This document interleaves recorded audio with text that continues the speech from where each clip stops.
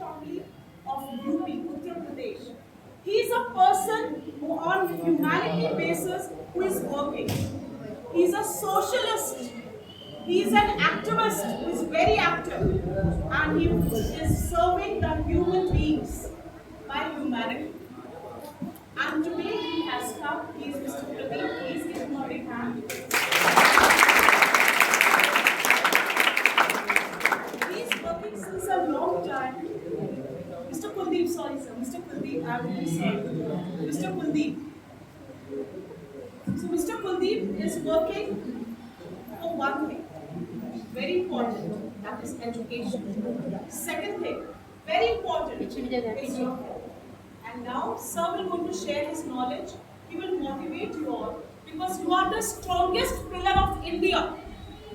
And what all he will say, I want you all to keep it as a golden words in your mind, in your memory, and share his ideas among your neighbors, among your family members, with your parents, with your brothers, with your sisters, with your friends. Okay, children?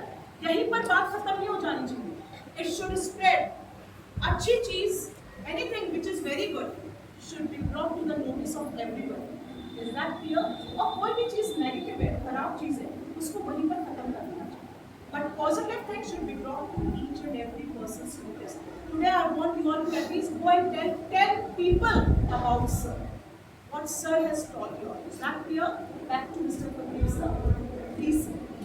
बहुत बहुत धन्यवाद आदरणीय प्रधानाचार्य जी, इस सभागार में उपस्थित इस संस्थान के बहुत ही प्रिय, बहुत ही प्यारे, चूँकि देश से बेटा बॉडी लैंग्वेज से बहुत कुछ नज़र आ जाता है.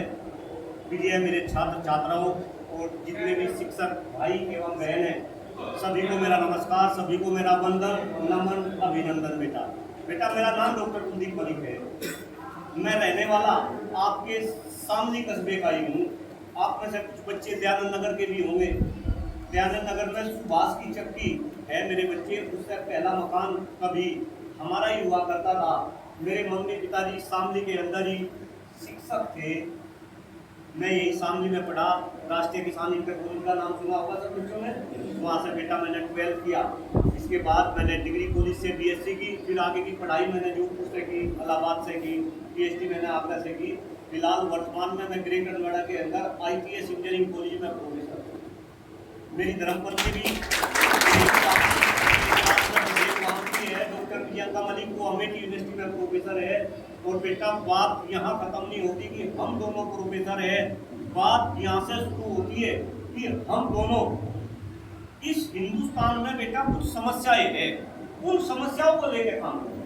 वे समस्या मैं आपके सामने रखूंगा. ये तो सौभाग्य है, मैं तो ऐसा सोच भी नहीं सकता था कि मुझे इस तरीके का मौका आपके संस्थान में मिल जाएगा. क्योंकि अभी तो फिलहाल हम पौधारोपण का शामली जिले में काम कर रहे हैं, उसके तहत मैं यहाँ पर आया. लेकिन जो टॉपिक आपका है मेरे बच्चे, यहाँ पे काकोरी कांड, मैं इससे ही अपनी बात की शुरुआत करूँगा. काकोरी कांड इस देश की आज़ादी का मतलब समझ रहे बेटा. इस देश को आजाद करने में किन किन लोगों ने किस किस रूप में काम किया, किस किस रूप में अपनी शहादत दी. 3 फोटो यहाँ पे लग रहे हैं बेटा. आपने देखा भारत के 3 सपूतों को फांसी है ना. 3 फोटो आप इसमें देख रहे बेटा. इसमें से एक फोटो सरदार भगत सिंह का भी था मेरे बच्चे. सरदार भगत सिंह का नाम हर बच्चे ने सुना होगा और हर बच्चे को ये बात पता होगी कि सरदार भगत सिंह मात्र 23 साल की उम्र में, ध्यान से सुनेंगे मैं क्या बोल रहा, सरदार भगत सिंह मात्र 23 साल की उम्र में फांसी का फंदा अपने गले में डाल के इस देश के लिए उन्होंने अपना बलिदान दिया मेरे बच्चों. और सरदार भगत सिंह संघर्ष करते रहे अपने पूरे जीवन काल के दौरान. सरदार भगत सिंह जेल में उनको क्यों पहुंचाया गया ये भी बच्चों को पता होगा कि उन्होंने दिल्ली के अंदर जो असेंबली थी वहां पे अंग्रेजी हुकूमत के कान खोलने के लिए बम फेंका था. पता है ना ये बच्चों को बात. और उस बम को फेंकने के बाद सरदार भगत सिंह अगर चाहते तो वहां से भाग सकते थे, लेकिन वो भागे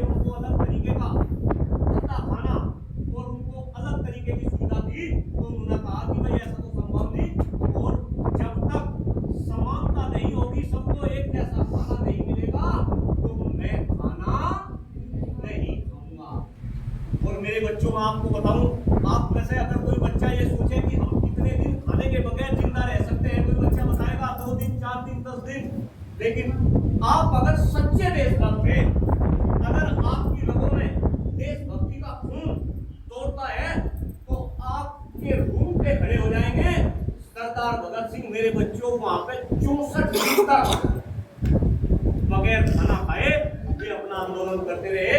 अल्टीमेटली अंग्रेजों को झुकना पड़ा, उनकी बात माननी पड़ी, और फिर सरदार भगत सिंह ने मेरे बच्चे अपने उस जेल के आंदोलन को वापस किया। ये एक छोटी सी बात मैं आपको बता रहा, लेकिन फिलहाल अगर हम वर्तमान समय को देखें, हमें वे तो हमको आजादी दिला गए, और एक सरदार भगत सिंह नहीं, पता नहीं कितने लोगों ने शहादत दी। और खास तौर से हमें तो गर्व करना चाहिए जिस क्षेत्र से हम हैं, शामली से, शामली, मुजफ्फरनगर, बागपत, पश्चिम उत्तर प्रदेश से न जाने कितने लोगों ने शहादत दी, और जो कहीं ना कहीं इतिहास के पन्नों में उनका नाम शामिल नहीं हुआ। आप में से कुछ बच्चे रेल पार के होंगे, है कोई बच्चा रेल पार का? रेल पार का है कोई बच्चा सामने में से? है बच्चे? तो बेटा रेल पार में जाकर आज पूछना कि कौन लोग थे जिनको जो है फांसी दी गई रेल पार की, वो क्रांतिकारी थे, पता नहीं कितने क्रांतिकारी। लेकिन बेटा ये आजादी तो हमें मिल गई, देश को आज आजाद हुए 70 साल से ज्यादा का समय होगा, लेकिन जिस तरीके की समस्याएं हमारे देश में है, जिनको लेकर मैं आपके बीच में हूँ बेटा, क्योंकि समय कम है, मैं थोड़ी थोड़ी बातें उनके विषय में भी, जैसे अभी मैडम ने बताया, 4 मुद्दों को लेकर हम काम कर रहे हैं। वे मुद्दे हैं, इस देश में हम सभी का गिरता हुआ स्वास्थ्य, इस देश का खराब होता हुआ पर्यावरण, इस देश की बद से बदतर होती शिक्षा व्यवस्था, और मेरे बच्चे इस देश की बढ़ती जनसंख्या। तो फिलहाल मैं बस थोड़ा सा समय पर्यावरण को दे रहा बेटा। आप एक बात बताओ, आप सब बच्चे स्मार्ट हैं, हर बच्चे को पता है हमारे शरीर के लिए सबसे इम्पोर्टेंट चीज क्या है? कोई भी बच्चा, शरीर के लिए सबसे इम्पोर्टेंट, शरीर के लिए सबसे इम्पोर्टेंट जो हम लेते हैं, ऑक्सीजन। भाई कौन बोला ऑक्सीजन? बच्ची बोली। भाई जोरदार तालियां बच्ची के लिए। शरीर के लिए सबसे इम्पोर्टेंट ऑक्सीजन, इसके बाद पानी। कौन बोला? क्या नाम बच्चे का? वरुण। वरुण के लिए जोरदार तालियां देखो। सबसे इम्पोर्टेंट हवा, इसके बाद पानी, और इसके बाद दूसरे खाद्य पदार्थ। लेकिन बच्चों मुझे शर्म आती है ये बताते हुए, जिस देश को हम महान बताते हैं, उस देश के अंदर आज सांस लेने वाली हवा नहीं है, पीने लायक पानी नहीं है, शुद्ध खाद्यान्न नहीं है, और फिर भी हम कह रहे हैं कि हम इस देश को 2047 तक क्या बनाएंगे? विकसित बनाएंगे। मेरे बच्चों कहीं ना कहीं हमें सोचना पड़ेगा। डॉक्टर कुलदीप मलिक जो आपके सामने इंसान खड़ा, पिछले 15 साल से केवल और केवल इन 4 मुद्दों को लेकर काम कर रहा मेरे बच्चों, और आज आपको मेरा साथ देना, इन मुद्दों पे आपको जागरूक होना। मैं बच्चों के बीच में क्यों जाता हूँ, ये भी बात समझने वाली है, क्योंकि मुझे पता है कि आने वाले टाइम में आप में से ही कोई बच्चा इस देश का प्रधानमंत्री बनेगा, आप में से ही कोई बच्चा इस सूबे का मुख्यमंत्री बनेगा, आप में से ही अच्छे डॉक्टर बनेंगे, अच्छे इंजीनियर बनेंगे, अच्छे ब्यूरोक्रेट्स बनाएंगे। आने वाले टाइम में भारत भाग्य विधाता कौन है? आप है। ये देश इन नेताओं के कहने से विकसित और विश्वगुरु नहीं बनेगा।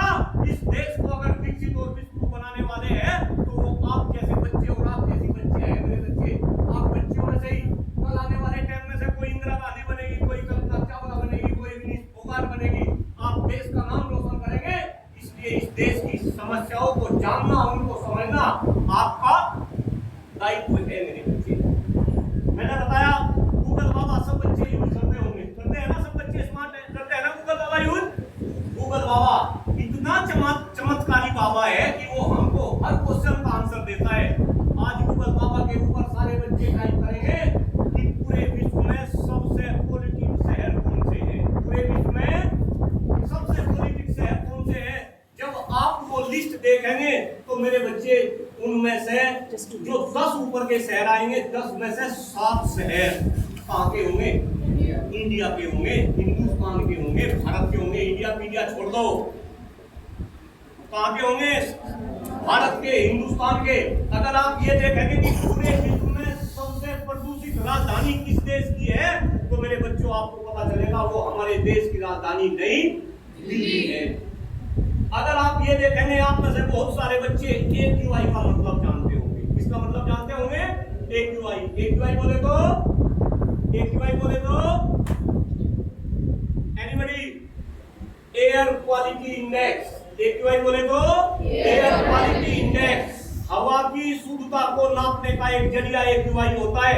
मेरे बच्चे, वो AQI हमेशा 50 से नीचे रहना चाहिए, लेकिन दुर्भाग्य है हमारा, वो AQI हमेशा 50 से ऊपर रहता है। और कभी कभी तो ये AQI 400 के पार चला जाता है, नवंबर, दिसंबर, जनवरी, फरवरी में। तो कहीं ना कहीं हमें इस पर्यावरण को बचाना पड़ेगा। बस एक आंकड़ा मैं और